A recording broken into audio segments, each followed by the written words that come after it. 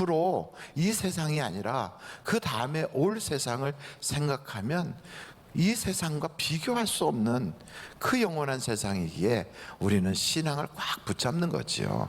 근데 그거를 어떻게 알 수 있느냐고, 죽어봐야 하는 거 아니냐, 뭐 그렇게 얘기하지만 그 죽은 다음에 그것을 알게 되면 이미 늦는 거거든요. 그래서 우리는 죽기 전에 미리 준비하고, 그래서 이 세상에서 우리가 그것을 확인할 수 있는 게 어디에 마음을 가지고 있어서 그러냐면 성경에 다 적혀 있어서 이 성경을 보니까 그렇구나, 사람이 한 번 죽는 것은 정한 것이요 그 이후에는 심판이 있다고 하시는구나. 그래서 성경을 보니까 내가 이 세상에 살면서 먹고 사는 것도 중요하지만 예수를 잘 믿어야 되겠다, 이걸 우리가 알게 되는 거죠. 그러면 여러분들이 물어볼 거예요. 목사님, 그 성경은 정말 믿을 만한가요? 그 성경은 진리가 맞아요? 그렇게 생명까지 걸 만한 이 책인가요, 이게? 이렇게 우리에게 묻는다면 저는 이 성경에 대하여 몇 가지로 말씀을 드릴 수 있는 게, 이 성경은 지금까지 인류 역사상 베스트셀러였다. 가장 많은 사람들이 읽고 또 판매되고 또 시대를 초월해서 계속 인쇄되면서 언어도 각양각색으로 그렇게 인쇄되는데, 이게 그렇게 사람들에게 가장 많이 읽혀진 책이다. 뭐 아무리 많이 읽혀져도 그걸 과연 생명을 걸 만한 그런 진리가 여기 있나요? 이렇게 물어보신다면 저는 그러죠. 이 성경은 하나님의 말씀이고, 이 성경은 그대로 살면 우리에게 삶의 영향을 주거든요. 하나님의 뜻을 알게 하고, 그리고 우리의 영적인 성장이 있게 하고, 그리고 우리의 삶 가운데 어려운 일 만나고 신앙적으로 힘들 때 성경을 읽으면 크게 도움을 받고, 아니 그건 다 개인적인 일이잖아요. 객관적으로 이것을 진리라고 말할 수 있겠습니까? 이렇게 묻는다면 저는 여러분에게 책 한 권을 소개할 수 있어요. 이 바로 잔 메가더라고 하는 사람이 쓴 책이에요. 이 책은 나는 왜 성경을 믿는가, 이런 타이틀을 가지고 있는 그런 책인데, 이분이 그러더라고요. 성경에는 한 예언적인 것과, 그리고 과학책은 아니지만 과학적인 것과, 그리고 역사책은 아니지만 고고학적인 그런 모든 것들을 살펴볼 때 정말 이 성경은 진리구나, 이거를 알 수 있다는 거예요. 그러면서 그분이 몇 가지 예를 들었는데 제가 좀 읽어드린다면 이런 예가 있어요. 두로의 멸망에 관한 성경 예언에, 이게 에스겔서 26장 3절부터 6절에 나오는 말씀인데, 거기에 7가지 예언이 나온다는 거예요. 느부갓네살이 도시를 점령할 것이다. 두 번째는 그 예언이 실현되도록 다른 나라들이 도와줄 것이다. 세 번째는 두로 땅에 맨 바위가 드러나게 될 것이다. 네 번째는 도시는 어부들이 그물 치는 곳이 될 것이다. 다섯 번째는 두로의 돌과 제목은 바다에 던져질 것이다. 여섯 번째는 다른 도시들은 두로의 멸망으로 큰 두려움에 빠질 것이다. 일곱 번째는 두로는 다시 재건되지 못할 것이다. 이렇게 예언을 했는데 그 예언이 다 이루어졌다는 거예요. 그러면서 이렇게 7가지에 대한 예언을 다 이루려면 그 확률이 얼마인가 해서 산술적으로 계산을 했더니 약 40억 분의 1의 확률이 있다는 거예요. 그래, 그런 정도의 예언에 그것을 이룬 걸 보면 이것은 성경은 믿을 만하다. 그러면서 과학적인 책은 아니지만, 과학책은 아니지만 과학적이고 고고학적인 것을 발굴해서 무기또해서 그 보니까 말 300피를 넣어놓을 수 있는 그러한 마구간이 발견된 것을 볼 때 성경에 나오는 기록이 사실이더라, 이런 얘기들을 하는 거예요. 그래서 성경의 말씀대로 살면 성취되는 걸 볼 때 이것은 믿을 만하다, 이렇게 이야기하는 겁니다. 그런데 여러분, 뭐 이렇게 저렇게 설명이 많아도 그래도 믿는 사람은 성경이 진리가 되는 거고, 안 믿는 사람은 다 이게 그림의 떡이 되는 겁니다. 그렇다면 성경에는 도대체 무슨 말이 기록이 되어 있는가? 성경에 기록된 것은 예수 믿으면 영생을 얻는다 이거예요. 그래서 한번 여러분 성경 요한복음 20장 30절로 31절 한번 찾아보실까요? 같이 한번 읽어보겠습니다. 시작. 예수께서 제자들 앞에서 이 책에 기록되지 아니한 다른 표적도 많이 행하셨으나 오직 이것을 기록함은 너희로 예수께서 하나님의 아들 그리스도이심을 믿게 하려 함이요 또 너희로 믿고 그 이름을 힘입어 생명을 얻게 하려 함이라. 그러니까 이 성경이 믿을 만하다. 근데 이 성경은 도대체 무슨 내용이 쓰여 있는가 했더니 예수 믿으면 영생을 얻는다, 이게 쓰여 있다는 거예요. 그래서 더 많은 일들이 있었고 많은 역사적인 사건들이 있었지만 그 중에 이것을 딱 기록한 것은 이걸 통하여 영생을 얻게, 우리가 구원받게 하려고 성경을 기록해 놓은 거예요. 그러니까 쉽게 말하면 이 성경은 누구에 대한 이야기예요? 예수님에 대한 이야기예요. 성경을 읽으면 예수님이 누구신가를 알게 되고 예수를 믿게 돼요. 그래서 예수를 믿음으로 구원을 받게 되는 지혜를 얻게 되는 거거든요. 그러니까 성경을 쭉 읽다 보면 아, 예수님이 돌아가셨다가 다시 살아나셨구나. 그분이 지금 없어진 게 아니라 지금도 살아계시구나. 그리고 그분이 하나님의 그 우편에서 날 위하여 기도하고 계시고 동시에 성령을 보내어 주셔서 예수의 영, 곧 하나님의 영이 내 안에 계심으로 그리스도 안에 내가 거하고 내가 그리스도 안에 거하는 것을 내가 확실히 확인할 수 있구나. 내가 하나님의 자녀가 됐구나. 이것을 알 수 있게 하는 거예요. 할렐루야. 그래서 여러분 교회에 다니면 성령 받으세요, 성령 받으세요 그래요. 성령을 받으면 성경도 믿어지고요, 성령을 받으면 우리가 본 적도 없는 예수님이 믿어져요. 그래서 중요한 것은 성령을 받게 되면 그냥 글이 쓰여져 있는 성경이 아니라 아, 이게 진리구나를 알게 되고 이 말씀대로 예수님이 날 위하여 십자가 지신 것이 안 봤어도 그 현장에 없었어도 그게 다 믿어지고요, 그리고 내 속에서 주님이 계시고 내가 그리스도 안에 있다는 것이 확실하게 되는 거예요. 여러분 히브리서 12장 1절서부터 보면 우리보다 먼저 살다가 간 선인들, 신앙의 선배들이 우리를 보면서 막 응원을 한다는 거예요. 그러니 여러분 우리가 여기 지금 살아있잖아요. 그런데 우리보다 먼저 살다가 돌아가신 양반들이 우리를 보고 응원을 보낸대요.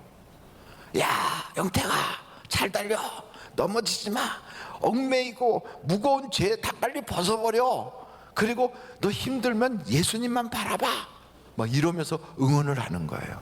그러니까 우리는 이 세상에서 혼자 사는 것 같아도 혼자 있는 게 아니에요.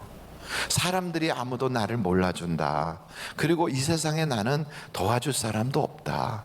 나는 내가 혼자서 울든 말든 내가 죽든 살든 아무도 나를 모를 거야. 이런 생각을 하지 마세요. 내가 화장실에 앉아있을 때도 날 보고 응원하고 있다니까요. 아고 끔찍해라 어떻게. 그렇지만 여러분 하나님께서 우리를 그런 모습으로 부끄럽게 보이지는 않게 하실 거라고요. 그러나 어찌됐든 우리는 혼자인 때가 한 번도 없어요. 예수님이 나와 세상 끝날까지 함께 하셔요. 그리고 우리를 보면서 먼저 세상을 떠난 믿음의 선배들이 막 응원하고 있어요. 그러므로 여러분 어디를 가든지 무엇을 하든지 사람 안 본다고 슬쩍 이렇게 그걸 없애야 돼요. 우리는 항상 누구 앞에 있냐면 하나님 앞에 있는 거예요. 그래서 우리는 세상을 살면서 두렵고 떨림으로 우리 하나님 앞에 경주해야 되는 거예요. 우리의 인생은 끝나면 끝이 아니라 그 이후에 영원한 것이 기다리고 있다는 걸 여러분 믿으시기를 간절히 바랍니다. 근데 마지막으로 이 말씀을 보니까 빌립이라고 하는 사람이 예루살렘에서부터 떠난 거예요. 뭐 때문에? 신앙의 자유를 위해서. 그래서 평상시에 살던 자기의 그 터전을 다 버리고 그리고 떠나서 피난을 가면서 사람들에게 복음을 전하는데 사마리아에까지 가서 복음을 전하게 된 거죠. 근데 사마리아의 복음을 전했더니 사마리아 성에 어떤 일이 있었는가? 오늘 여러분 바로 사도행전 8장인데요. 한번 거기에 6절, 7절, 8절을 같이 한번 읽어보실까요? 다 같이 읽겠습니다. 시작. 무리가 빌립의 말도 듣고 행하는 표적도 보고 한 마음으로 그가 하는 말을 따르더라.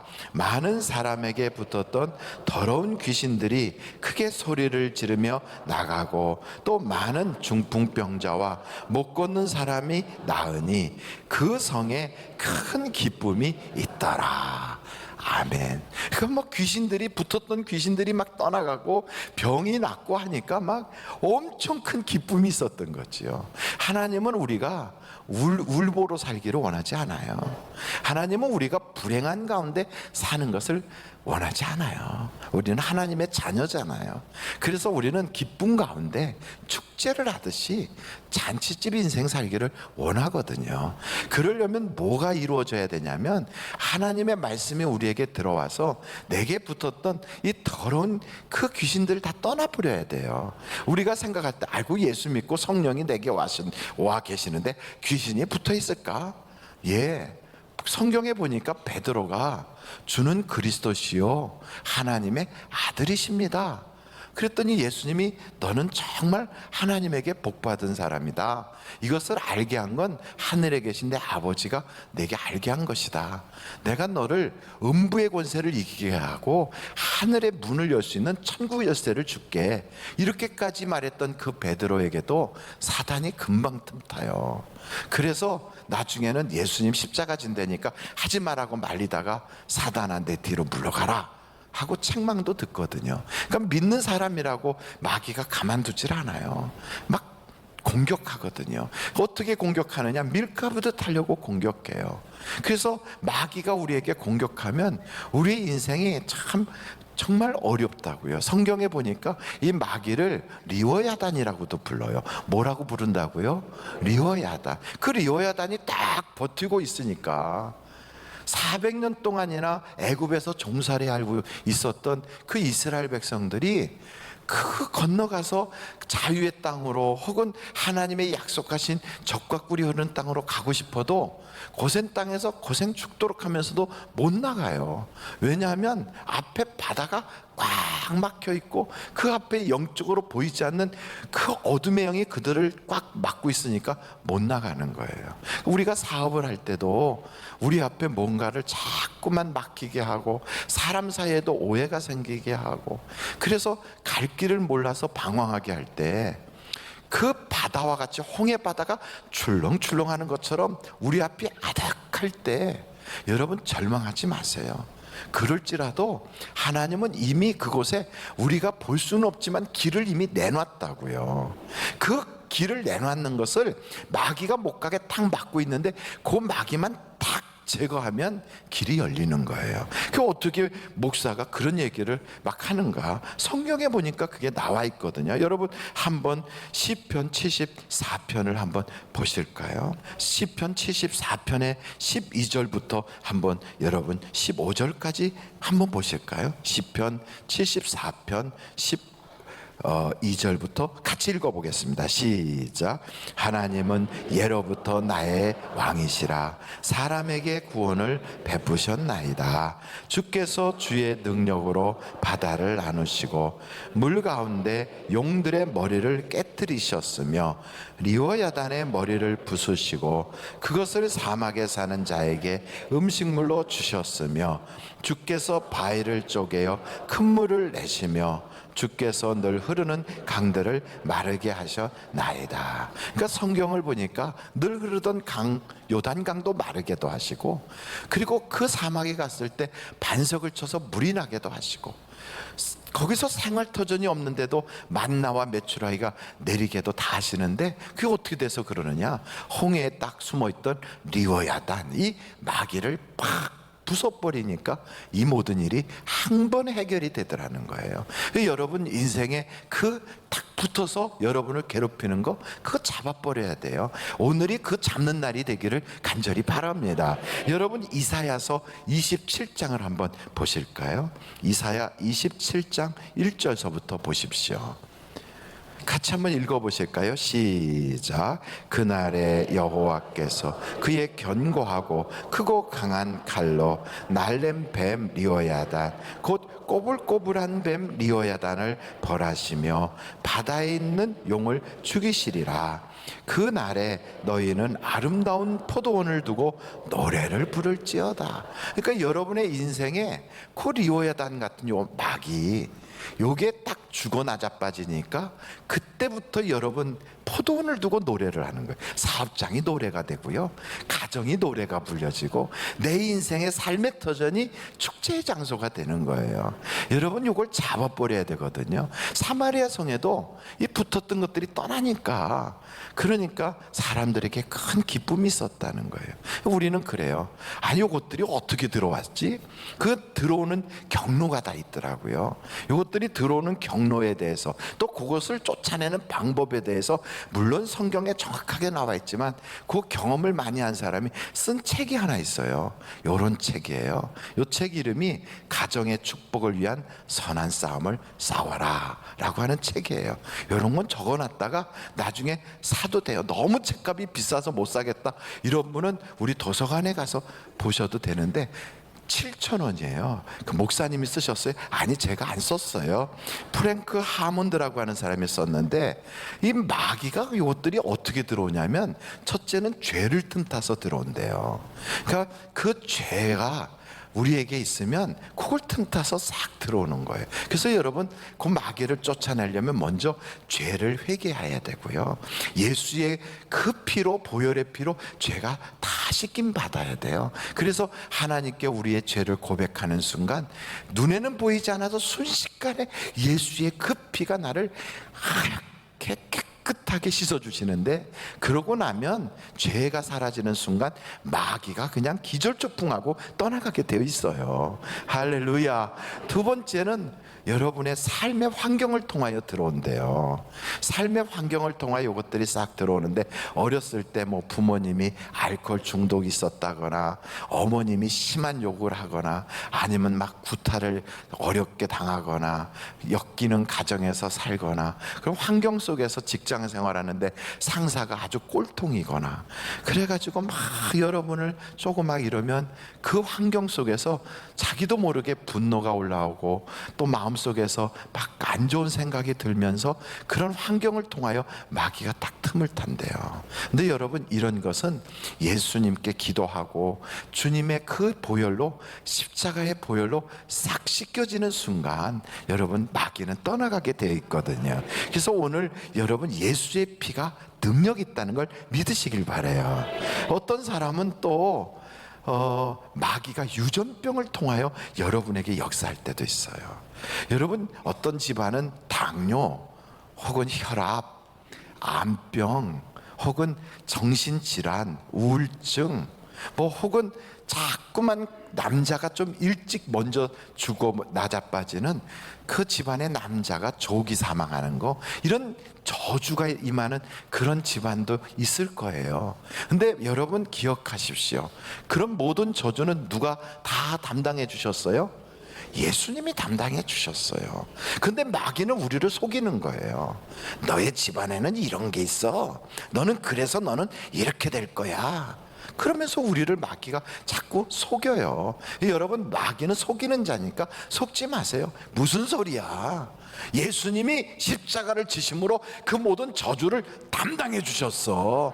너는 불법이야. 우리 집안에서 너는 떠나가야 돼. 예수의 이름으로 명하노니 더러운 마귀야, 빨리 떠나가라. 우리 집안의 저주는 완전히 쫓겨나갈지어다. 이러고 쫓아버리면 되는 거예요. 여러분 이 책에는 그런 얘기가 있더라고요. 그 마귀를 쫓아내기 전에 이게 마귀의 짓인지 이게 그냥 자연스러운 일인지를 어떻게 아느냐. 여기에 제가 보다 보니까 이런 얘기가 있더라고요.